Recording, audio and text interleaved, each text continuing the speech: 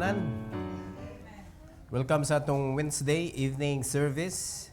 Nagpadayon ta sa series sa Biblical Prosperity. Ika-49 na ni natong pagtuon kabahin sa kalampusan sa prosperity para sa mga believers. So kung believer ka, stop following the world. Kay basit sa sige nimong sunod-sunod sa kalibutan, ma-inlove ka ba? Unya, ningon ra ba ang Ginoo, love not the world. Love not the principle of this world. Love not the way of this world. Di ba? Mandog yun as Ginoo.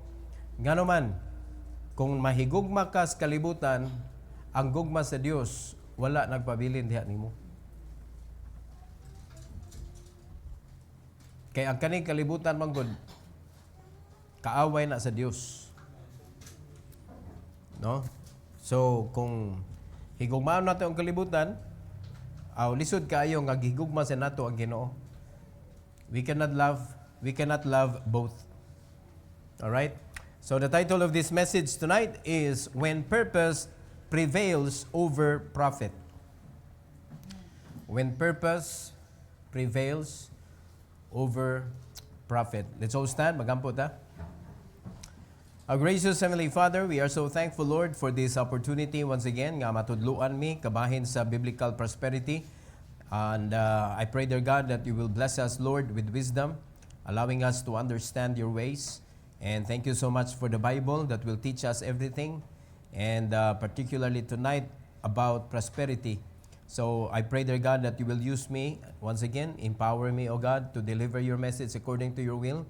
And I pray that you will be honored and be glorified in our midst tonight. This is for your glory. We pray in Jesus' name. Amen. You may take your seat, please. When purpose prevails over profit. So, unsa may pasabot, ana? Sa title pa lang, mga igsoon, unsa may pasabot, ana? Sa atong kinabuhi, sometimes, sige lang ta pangitag paagi, mabuhi. Sige ta pangitag income. What is the purpose? What is your purpose? Usa na lang magpabilin sometimes sa kinabuhi sa Kristohanon, ang purpose is to survive. Ang purpose is to live. Ang purpose is to be able to afford kung unsay mga gipanginhanglan sa ilang kinabuhi. We forgot that all those needs that we are trying to provide para sa atong kagalingon is promised by God na siya maoy mo provide. I will provide all your needs. So ang Kristohanon dili mo prosper sa iyang kinabuhi ngano man tungod kay nagsigig gukod atong iyang mga needs, mga basic needs. So kung pangutanon tamo tonight, we are talking about prosperity. Kung na-provided ka sa imong basic need, matawag ba na nimo nga naabot na nimo imong pangandoy? Di naman naangay ipangandoy nga dapat na kay bugas, dapat na kay sudan. Di ba? Di man na mo yung pangandoy sa tao. Kung mao na lang na imong pangandoy mga kaigsunan, napatay na. Di ba dapat mayon ka nga, what is your dream in life? O di ang imong dream in life, kanang something not usual ba? Kanang dili pang adlaw-adlaw ni mong kinabuhi ba? Kay dream good na good. Something to reach. So, ma-miss nato ang atong tinuod nga mga dreams because ang atong gigukod is our personal need which is promised by God to provide. So, masipyat ganini atong purpose sa atong kinabuhi. Mauna nga masipyat pod ang atong pagkinabuhi mismo. So, kani nindot ni nato katunon mga kaigsunan nga ang purpose mas mulabaw siya kaysa pagpangita og salapi. So, purpose first, then profit follows. Ingon na ba? Purpose usa, hibawi usa ang imong purpose. Why? Nganong imo man ang buhaton. Alright, there are three things tonight to help us understand this message. Number one, plans with purpose. The root of true prosperity. Plans with purpose. Dili kay plano lang ta mga igsoon. So may plano, anak kay plano, nindot kay imong mga plano.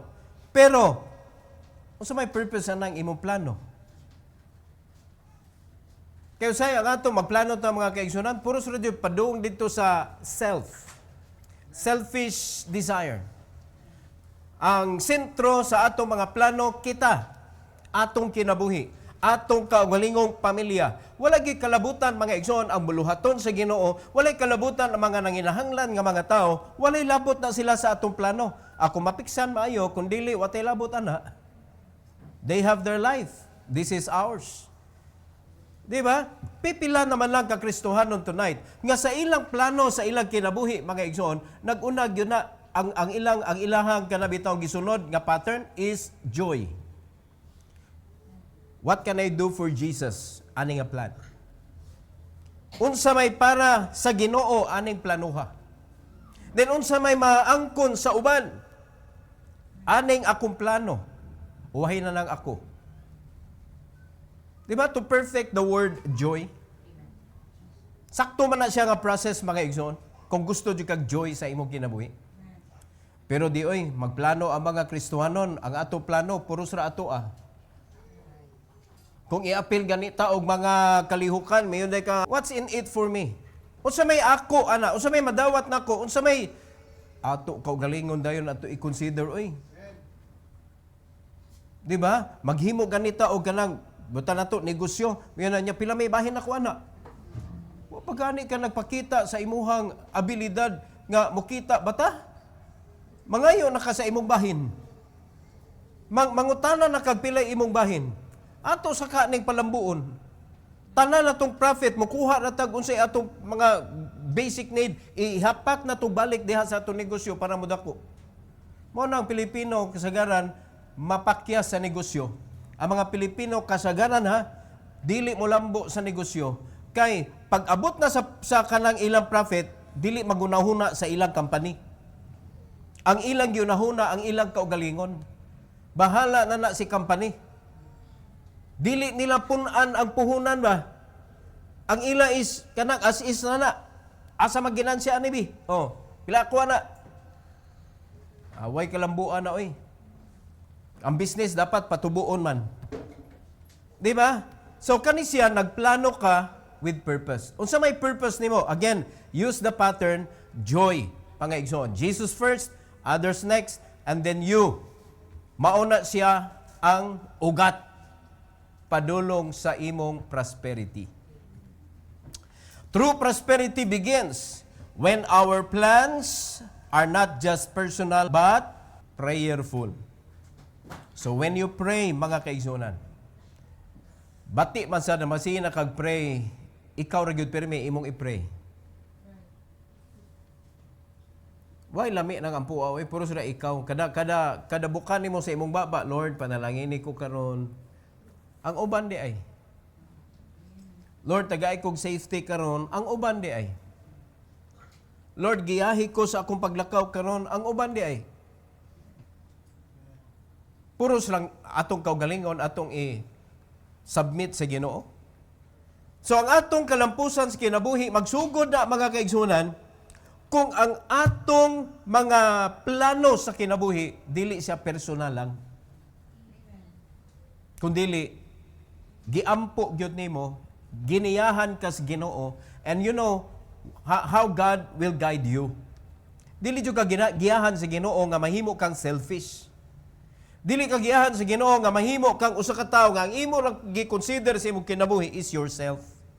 And that is why in Proverbs 16:1-3 mga kaigsunan, Proverbs 16:1-3, ingon sa Bible, the preparations of the heart is in man, and the answer of the tongue is from the Lord. Magplano ka, okay. Make a plan. Dili sayop magplano mga kaigsunan, pero sayop ang plano kung ang imo plano para ra nimo. Pero kung magplano ka, kinahanglan ang imo plano na ay purpose kay ngano man ang Ginoo ra man gyapon may mapatuman ana. So kung dili na makapahimaya sa Ginoo, walay kalabutan na sa paglipay or sa pagpangalagad sa Ginoo, mapalayo kay noon sa Ginoo mga kaigsunan, unya Kristohanon ka. What do you think God will do? Iya ka tugutan nga mahitabo na sa imong kinabuhi para lang gyud mo palayo kaniya? Dili niya i-allow. Ang answer naa sa Ginoo. The answer of the tongue is from the Lord. In verse number 2, all the ways of a man are clean in his own eyes. Mo nang delikado kayo magplano-plano ka mga kaigsunan nga imo-imo ra kay para nimo sakto na mao ginay the best, mao na insakto kay kamao ko ani, mao ni akong eskwelahan. O daghan kay kag mga supporting mga igsoon sa imong kaugalingon. But the Lord weighed the spirits. Ang gusto sa Ginoo sa Kristohanon nga ang atong pagkinabuhi dili magikan sa outward learning nato. Ang atong kinabuhi isip Kristohanon magikan sa atong espirituhanon nga kinabuhi. Dili sa outward learn o na-learn nato sa kalibutan, kundi unsay na-learn nato sa Bible para atong i-apply sa atong kinabuhi, mga igsoon diri sa kalibutan. Lahi ang pamaagi sa Ginoo. We need to live spiritually. Ang atong physical nga pagpanginabuhi anang kalibutan na kinahanglan giniyahan sa atong espirituhanong kinabuhi. It sounds difficult. Pero kung imo nang ma-enjoy, imo nang ma-experience mga igsoon, nindot kaayo. Malipayon ka, dili tanan nga gusto nimong buhaton, gusto nimong maangkon nimo. Pero ang imo kasing-kasing, ready mo accept whatever it will be. Maunay wala sa kalibutan mga kaigsunan. Kaya ang kalibutan gusto kuha. Kung maangkon nimo ang attitude sa kalibutan, mupasakit ka para lang makuha nimo. Pero ang Kristohanong kinabuhi lahi man, nag-agad man ta sa atong spiritual growth, nag-agad man ta sa guidance sa balaang espiritu, and the Holy Spirit will never hurt just to get what the Holy Spirit want. Holy Spirit na ha, tugutan pa jud ka nga mo decide. Dili ka pugson sa balaang espiritu. Iya na ta sa Ginoo ha, gipuy-an ta sa balang espiritu, and it is the Holy Spirit that should drive us. Pero ang Holy Spirit maghuwat pa na. Amen. Kung imo bang tugutan ang Holy Spirit mo drive nimo. Tanawa na Holy Spirit na pero ang kalibutan mga igsoon lahi oy. Mao nang delikado kung naatas kalibutan magsunod. Kay puro sakto. Puros okay, puro sakto ang atong una-una. Pero lahi ang Ginoo ari sa mutanaw sa imong spirituhanong kinabuhi. In verse number 3, that is why, ingon sa Bible, commit thy works unto the Lord, and thy thoughts shall be established. Praise the Lord. Iampo mga igsoon. Mao nang imong mga plano, ayon na si plano diha niya, wa kay ampo-ampo. Di ka i-direct sa Ginoo. Ang sabot, ang saad mga igsoon nga kung i-commit nimo sa Ginoo ang imong mga plano, ang imong unahuna ma-establish. Sakto nga proseso.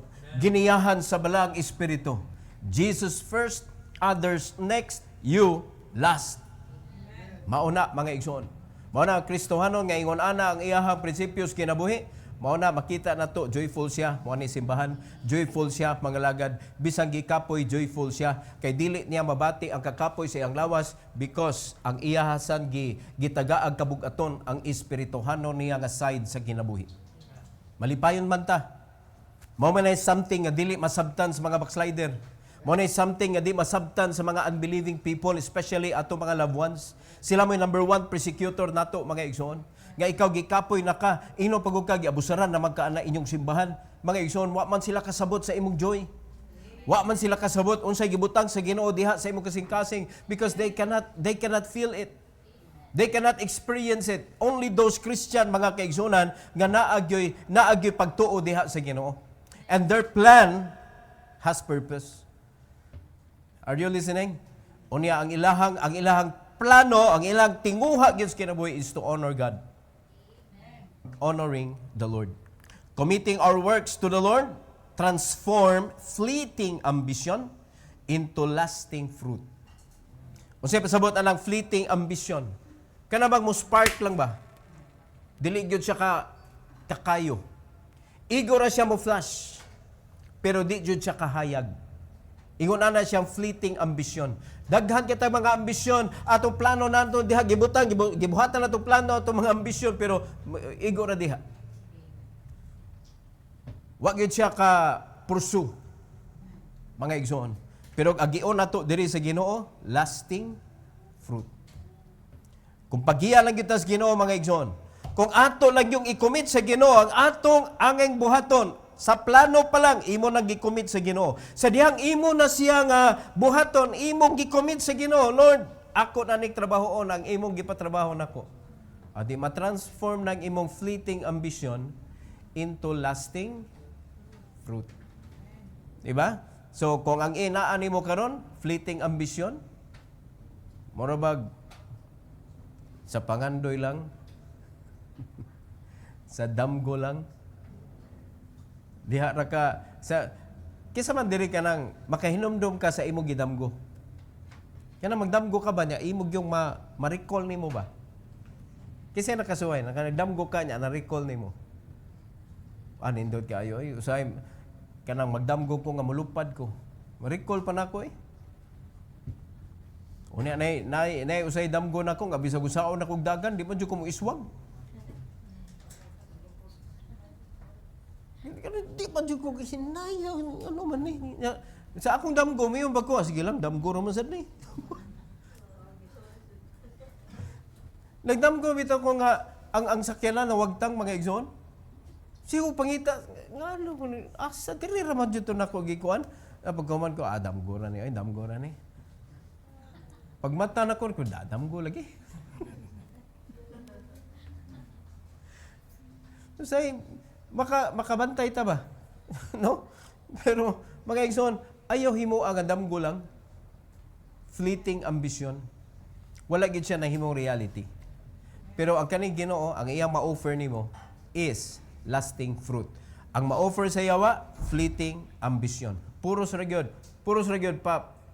pakuan ba kanang pakurat ba o mani ako ihatag nimo o laliman ka unsa man to ihatag na ko nimo ang syudad, worship me kasi ang giingnan ana Jesus Christ.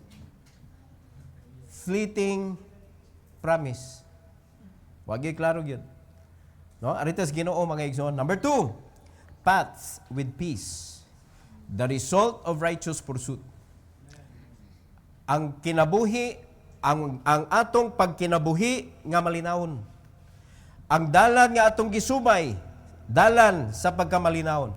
Mao na siya ang mo resulta mga igsoon sa atong paggukod sa righteousness. Prosperity isn't always measured in possessions, but in peace. Mangunsa man daghan kay kag kwarta, gubot ang kinabuhi. Pero kung naa kay peace mga kaigsunan, bisag unsa kagamay sa opportunity, kaya nimo na siyang padakon. Di ba? Because you are peaceful. Dili gubot ang imong unahuna, pero kung gubot atong unahuna, bisan pag unsa kadako ang atong gidama nga kaigsunan, gubot atong unahuna, wag gyud tay sakto nga planning sa kinabuhi. Wala gyud tay maangkon nga nindot sa unahan mga igsoon. When we walk righteously, favor flows and even opposition bows. Nakainomdo mo sa kinabuhi ni ni Joseph? No? Nakainomdo mo sa kinabuhi ni Joseph? Kinsa may opposition niya ato? Iyang pamilya. Iyang pamilya. Kaya hasta iyang papa, gibadlong man siya. No? Sa iyang damgo ba nga, ang hubad niya sa iyang damgo, kamong tanan, muyukbo mo na ko. Mo na ipasabot sa akong damgo. O tanawa, nahimo silang opposition sa giingon ni Joseph, pero mao man to ang vision nga gipakita sa Ginoo. Mao na usahay mga igsoon nga kaning atong pagka-Kristohanon ba? Kung naglakaw ka diha sa pagkamaayo bitaw kanang imong desire is for good and not for worldly kanang life, tagaan biya kag wisdom sa Ginoo unsay buhaton nimo. And when you begin to utter those vision, people may be against you. Ang mga tao, imo mga family, kanang mga duol sa imong kinabuhi, mo na number 1 nga mumak nimo. Unsa man ka inang pataka raman ka eh. Mo na inyong nakatunan sa inyong simbahan, mo na imong nakatunan sa Biblia. Nahimo naman hinuog kag impossible. Di ba? Unya man ta kay bawo ka motubag for with God. Nothing shall be impossible. Di ba? When we walk righteously, ang favor Mudagaya. Mo flow mga igsoon. And even opposition. Makaingon sila. Surrender ta. Pero kung ang opposition sa imong kinabuhi mao'y mo prevail, something is wrong with your righteousness. Kung naka-hurt sila, kung naka-penetrate sila sa imong kinabuhi, kung nakapaluya sila, nakapahunong sila sa imong pagpangalaga sa Ginoo, ang mga opposition, something is wrong with your righteousness. So balik ka mga igsoon sa basic. Balik ka sa sinugdanan, Lord, cleanse me, guide me, strengthen me. Iampo sa Ginoo nga iya na sa kapunon o balik sa iyang mga pulong haron imong tumanon ang iyang gisulti nimo. Pagtuon, balik kung diin ka nahagsa. Unya, do the first thing. Mga igsoon. Proverbs 16:7-9. Proverbs 16:7-9. Verse number 7, the Bible says, when a man's ways please the Lord, He maketh even his enemies to be at peace with him. No effort. No effort. Dili ikaw ang maningkamot nga ang imong kaaway ma-at peace diha nimo. It is your enemy that will come to you because God will tell him to do so. Ang Ginoo mo'y mopahimo ana mga igsoon. Very clear in the Bible mga kaigsuonan. Kung ang kinabuhi sa usa ka tawo nakapahimaya sa Ginoo, He make it even his enemies to be at peace with him. Better is a little with righteousness than great revenues without right. Mabahala nagmaura ni atong gikuptan usa kanon. Basta sakto mga kaigsunan. Better is little with righteousness kaysa dako nga kita. Pero ang problema, di man sakto nga pagkakuha. Sayop man, nangilad man ka, nanlupig man ka, nanaot man ka. Nganong naangko na nimo? Pasagdi, naangko na nila. Ila na. According sa Bible, dili na mas ngilngig ni, mas nindot ning naangko na to nga magpaubos lang ta. Bahala naggamay basta sakto nga pagkakuha ba. Nakasabot ta igsoon? Ayaw jud tuguti nga ang imong kaugalingon makapangilad ka. Ayaw gyud. Kay ngano man, ang Bible na daan gabadlong ana mga kaigsuonan. Mas maayo pang gamay basta sakto kaysa dako nga sayop. In verse number 9, the Bible says, a man's heart deviseth his way, but the Lord directeth his steps. Maunay panalangin kung ang imong kinabuhi, mga kaigsunan, naglakaw ka sa malinawon nga kanang dalan. Ang Ginoo may gi-direct nimo. That is the reason why you are walking in the path diha sa kalinaw. So kung naa ka anang dalana mga igsoon, mo na nay resulta nga makita na nimo ang righteousness sa imong kinabuhi. Lisod ba anay gupdon ng righteousness? Di ba? Pero kung imo nang gibuhat ang paglakaw nga malinawon, amo na gingon no, the result of righteous pursuit. The result of righteous pursuit, mga kaigsunan. So, sometimes kita mga Kristohanon malipat biya ta. Kaya ang yawa maayo makina siya mo hatag sa iya mga visual aid pod. No? Grabe ang yawa mo gamit og visual aid. Si Christ gigamitan gyud niya og visual aid mga igsoon. Di ba no? Ay na ninyo gino ha. O sayon na ang visual aid. Makatabag sana aid good na good. Di ba? Mao na iyang gibuhat. Pero kung pananglitan malingla ta mga igsoon kay gipakita ta sa yawa ang iyong nana, ang imong balikan dayon unsa may sakto Lord. Asa man ko malinawon diha ko giyaha. Diha ko paagia. Give me peace. Satan is never there. Kung asa ka na ay kalinaw, dihan dapita wala ang yawa mga igsoon. He never understand peace. Wag ini siya na, zero siya na. Sagpatikon pa siya exam. Ang topic, peace. Hagbong siya mga igsoon. Di ba? Pero kung pareha mong utok siya, puros kwarta, wala, perfect na niya. Mailad jud ka, mga igsoon. Amen? Now, God values purity over prosperity. In His economy, the quality of the heart outweighs the quantity in the hand. Mas bugat pa, mga kaigsuunan, ang kanibitong unsay makita diha sa imuhang kasing-kasing kaysa gidak-on sa kwarta nga imong gikuptan. Nakasabot ta igsoon? Ing ana ang Ginoo mo lantaw. Ingon ana ang Ginoo mo timbang-timbang, mga igsoon. So, purity over prosperity, let's choose purity. Unsay pasabot anang purity? Ayaw sugot nga mabribe ka sa yawa. Kung mayo ka nga, I want to live purity than prosperity. Unsay reason nga nung di ka mo simba gani? Nangyawat. Sayang, pastor. Labi na Domingo. Daghan kay customer, pastor. Domingo, pastor, double pay. Daghan kay kag-reason anang Domingo, mga igsoon. And that is why Satan put all the benefits, worldly benefits, mga igsoon, diha anang adlaw because ang mga Kristohano daghan magpailad. But if you understand kung unsay naa sa kasing-kasing sa Ginoo, mga igsoon, nasabtan nimo kung unsay sud sa kasing-kasing sa Ginoo, ang iyang pilion purity over prosperity. So kung papilion na ka, unsa man imong pilion, purity or prosperity. Nga kung pilion nimo ang prosperity, talikdan nimo ang purity.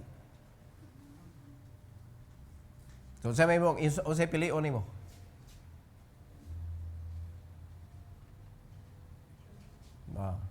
Ay nalang mo og kuan gon. Pagka positive pero atik-atik. Mo na pangayoon na to si Ginoo, Lord, ayog tuguti nga mailad ko si awa. Aning worldly riches. Help me choose purity. Kay diha mga igsoon magsugod ang imong journey padulong sa imong prosperity. Remember, mauna siya ang tinubdan, sinugdanan sa imong pagka-righteous. Ug ang imong pagka-righteous, mga kaigsuonan, mauna siya mohatod nimo didto sa tinuod nga prosperity. Promise man na sa Ginoo. Number 3, pride or providence. The revelation of the heart. Ang pagpaklaro sa kasing-kasing sa usa ka tawo. Lasting prosperity is not seized through pride, but stewarded through humility. Dagan kay mga tao nga mag-seek siya sa iyong kagalingong promotion. Di ba? Kay ako'y daghan kog nahuman, daghan kog nahibaw-an. Nya, kung dili ka ma-recognize anang lugar, you are going to seek your own promotion. Adto ka dito sa lugar nga ginapakpakan ka, ganahan kay kamustay anang lugar, you are proud. You are proud. Kay ang humble people, mga igsoon, okay ra gyud nagdi ma-mention. Okay ra gyud nagdili masulti ang ilang gibuhat. Okay ra kay na sila, mga igsoon, because they are humble. And humble people do things for God, not for people. But proud people, they do things for people para sila pakpakan, para sila i-recognize, para sila kanang abi-abihon og ayo. Lahi man ning humble. Kay kaning humble mo buhat ra man nga bisag way nagtan-aw. Ang proud people, they will not do until people will come. Dako kay kalaina na mga kaigsuonan. Pero ang lasting prosperity dili na ihatag ngadto sa mga proud people. No, dili na siya makuha nato pinaagi sa garbo. Mao na dili na ihatag sa mga garbuso. But humility, mga kaigsuonan. Through humility, maangkon na nato. Proverbs 16:18-19. 18-19. Tanawa kung pride maguna. Verse 18, pride goeth before destruction, and an haughty spirit before a fall. Pag ang pride naguna, asa padung? Destruction. Pwede makita nato mga igsoon ni prosper ang mga wicked. Yes, makita nato na, but it won't last. It will not last. Dili na itugot sa Ginoo nga moabot ang ending sa ilang kinabuhi nga nagpabilin ang ilang prosperity. Hukasan na sila sa Ginoo. Because of their pride, mga igsoon. According to the Bible, we cannot deny this, mga igsoon. This is the book of Proverbs. Wisdom ni, mga igsoon. Pride goeth before destruction. Pag nag-una ang pride, ang nagsunod si kinsa? Destruction. Pero kung ang humility mo nag-una, kinsa nagsunod? Construction. Mo build, mga igsoon, sa imong kinabuhi ang musunod. Maunay nakanindot. Right? So ayaw gyud ang pride gyud. Ayaw gyud ang pride kay gub-on ta ana. Verse number 19. Better it is to be of an humble spirit with the lowly than to divide the spoil with the proud. O tanawa, mo ni mga tao, mga kaigsunan nga nag-seek og pakpak sa mga tao. Mo ni mga tao nga kanabitong wala nagpuyo sa honest nga klase nga pagkinabuhi. They're seeking their own victory. Mo ni sila klase mga tawhana kaning nag-divide sa spoil with the proud. Kay kanang spoil pasabot ana nakuha nimo pinaagi sa gubat. Then sa may atong mga bugiro kay ba? Tungaw ta ni. They divide the spoil with the proud. With the proud. Pero sa English Bible, better is to be of an humble spirit with the lowly. Ang lowly diha dili pasabot nga pobre ra, mga kaigsunan. Ang mga lowly diha na dili gyud abunda ang kinabuhi, pero mas maayo pa naata nila with a humble spirit. Kaysa magkuyog-kuyog ka atong mga aduna kintahay pero hambugiro. Madaot kag apil. Wala kung kita mga Kristohanon ta, never seek kana a kind of person nga ang imong gitanaw ba ang gibag-on siyang bulsa. Ang gilawmon sa iyahang bulsa. O kanay uban palawom-lawom lang na, pero pong lawom magkinuutan niya kay tono sa ilawom pud. Oh. Paninot-nindot lang ba gidakon sa iyang sudlanat pero wa dito sud. Naapoy mga tao ingon ana because proud people they imitate those who are truly successful. Sometimes magbutan na sila fasad, mga igsoon nga sila okay ra pero dili na ito. Because they are proud. They're trying to portray somebody which is not really ilang kinabuhi. So muna magbantay ta, mga igsoon. Muna kita mga Kristohanon, let's go with those who are kanabitong kanabang simple nga mga tao ba? No, dili simple nga pasabot sa Bible nga mga unbeliever, ingon na simple man sa nagitawag sa Bible. Pero katong mga dili complicated nga mga tao ba nga ilang hunahuna, mga lagad na sa Ginoo. So it's not necessary nga naa sila daghang kwarta, mga igsoon. Mas maayo pa nang klase mga tao ingon na. Kaysa magkikuyog ka ato nga daghang kay kwarta nya bulala, mga igsoon. Hambugiro, gusto gyud makuan, gusto gyud mahimong bida. Di ba? Ang gigamit, pride. Di nyo na tugutan nga ang pride, mga igsoon, maoy mo dumala sa atong kinabuhi. No? Proud people, they always think of profit. Mao na nga nag-divide good sila sa ilang spoil good. No? Than to divide the spoil with the proud. Daog man na nila, daog. Ang ilang man lang nag-gain. Mao ilang kuan kayo sila ana kanang particular kayo ba? Pili mo itong kikita. Sa may bahin na to ani. Mingon na ilaha. Pero ang humble people, mga igsoon, maghuwat ra gyud. Kanon sa Diyo nila. Ingon ana, dili magsigi og kuan niya, kumusta naman atong kita dia? Puro lang kita imong ginahuna. Kanang klase mga tawhana, wag yun ay kalampusan, mga igsoon. Because humble people just keep on working. Keep on working and working and working. Because they don't do it for themselves. They did not do it for people. They are doing it for the Lord. Always remember that. Proud people, they do it for their own. Para silang kaugalingon. Muna, di sila musugot nga, di sila kahibaw kung unsa nay status para sa ilang kaugalingon. Unsa na may dagan ani ato ang kinabuhi. Puros kaugalingon yun. Puros kaugalingon. Better to be lowly with the Lord than lofty in worldly riches. Nalagi kay kwarta pero di untouchable masad kas ministry. Nalagi kay kwarta pero ministry may ang ministry may mag-agad nimo. Dili man kanang ikay mag-agad sa ministry. Di ba? Ang Ginoo may mo pahuwaton, ang Ginoo man mo magpangikog nimo. Mo na problema. Mas maayo pa nga naata sa okay lang, no? Naata sa kanang kuan lang ba, fair lang atong kinabuhi ba? Pero we are with the Lord. How much more mga igsoon? Because if you are with the Lord, He will guide you to the true riches. He will guide you to the abundant life. How much more? Nakasabot ang mga igsoon? Always remember yun, nga ang kalibutan, si Satanas, kung mao'y mo guide nimo, sugdan ka niyag dako, pagamay, hantod wa na. Inga na ang yawa, magsugod og dako. Pero ang Ginoo mga igsoon, moagig sacrifices, moagi og kanang daghan mga obstacles sa kinabuhi, pero pag abot sa unahan mga igsoon, pero tininduta di ay sa kinabuhi. Kinaa maguna i-test magud sa Ginoo, di man niya tagaan tong mga taon dili true. Di ba? Positive nga atik-atik. Mao man di man na niya tagaan. Di man na niya providean, di man na niya tugutan nga mag-enjoy sa iyahang blessing. It's not for them. The blessing of the Lord is for the lowly.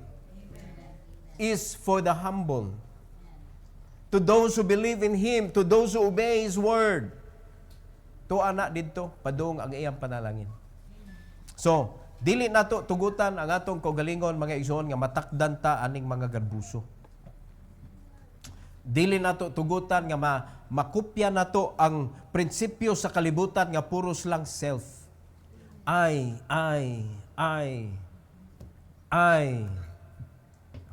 Unsa may para ako, puros ra gyud na ikaw. Unya kung paistoryahon, ikaw ra gyud may bida. Ana man nimo mailhan ang tao, paistoryahan ko na siya sa tubangan, ako kung ang sinugdanan na niya, ako ang akong gibuhat, kung wa pa to nako buhatan, kung wa pa ko atong panahona. Ayay, ato na markahan, angay na siyang badlungon. You are living for yourself. Kaya ang imo rin yung nahinumduman is you. Wag yun ka kahinumdum unsay gibuhat sa imong mga kauban. Wag yun ka kahinumdum kung unsay gibuhat sa Ginoo atong panahona. Wag yun ka kahinumdum kung unsay mga pangitabo pa sa lain nga side mga kaigsunan. Ang imo rin yung nahinumduman og nakita ang imo rin yung gibuhat. Nga, before you know it, mga igsoon, kung wa to nimo buhata, di ra gyud to makaapekto sa kadaugan. Mao man na sila nakahimo lang gamay, abi nila mao na to hinungdan sa kadaugan. Pero di ito pwede ra gyud wa. No? Kung tangtangon ka diha, pwede ra gyud mupadayon ra gyud na siya kay ngano man ikaw mo naghatag og kasakit og kadaot anang lugar.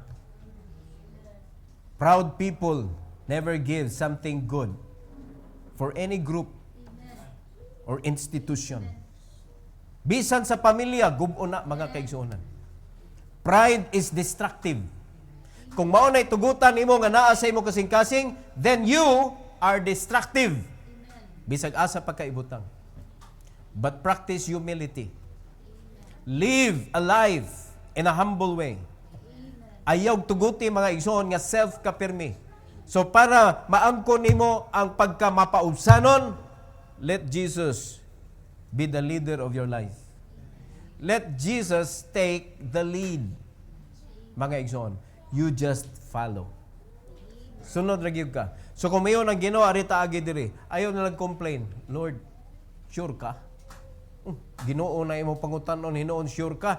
Paano nabasahan nimo sa Bible? O Lord, unsa man ni Lord? Tinuod ni unsa man ni Lord? Di talkan siya ni Lord. Malkansi ka. O tanawa ra gud tong widow woman o nagunahuna ba ito siyang maalkansi siya?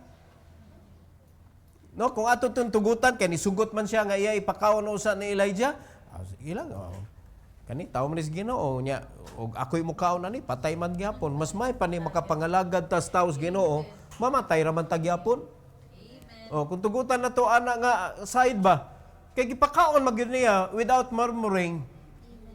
So, bisan pagwa siya nito o nga, makakaon sila after atong iyang buhaton, ang iyang kasing-kasing, willing na mo surrender ato. Total, patay raman tagyapon. Ato na ni ipangalagad, oy. Di ba? Naagi blessing mga igsoon sa tinuod nga kasing-kasing. Tinuod na to kasing-kasing sa widow woman. Huwag siya nagbagot-bot, mga igsoon. So, kung kita, kung unsa may naa sa atong kamot, bisan gamay ra ni, kung humble ka enough to present that to the Lord. Lord, this is the only thing that I have. But I humbly present it to you. Pagkaninduta, ana. Sa matas Ginoo mga igsoon, mas bugat pa nang imong gibutang diri. Kaysa katong mga hambugero kaayo mga kaigsuonan, nga hapit may ipanabi pag unsa na iya nabuhat sa simbahan. Wa gyud to. Sa matas Ginoo, wa gyud to'y value ang imong gibuhat. Because God value purity than prosperity. Mga igsoon. So that is when purpose prevails over profit. Dili tanan profit lang mga igsoon ang prosperity. Ang tinuod nga prosperity dapat naagay purpose. O kana nga purpose dapat ang Ginoo gyud maoy number 1 nimong gi-consider. My purpose is to honor God. My purpose is to glorify God. Dapat maog yun na mga kaigsunan. Every head bow, every eye closed. Our gracious Heavenly Father, once again, we thank you, we praise you, O God, for the message this evening. I pray that you will bless each and everyone's heart tonight. May you please guide them, O God, to live a humble life, because it will lead to righteousness, and the righteous kind of life will lead us into a true prosperity that will last. And I pray, dear God, that you will allow us, O Lord, to humble ourselves to the guidance of the Holy Spirit. And through your words, O Lord, nga among pagatunan, tuguti, Lord, nga mo submit me sa giya sa imong mga pulong, inubanan sa balang Espiritu. Tuguti, Lord God, nga among i-enjoy even ang mga hard part sa imong mga itudlo namo, Lord. Once again, thank you so much for this message, and I pray that during the invitation, oh God, may you let your people kneel down before you, thanking you and honoring you, oh God, and maybe asking forgiveness for something that they've done wrong, and I pray that you will forgive them. Thank you so much, oh God, for this opportunity. This is for your glory. In Jesus' name, amen. Amen. Now it's your turn.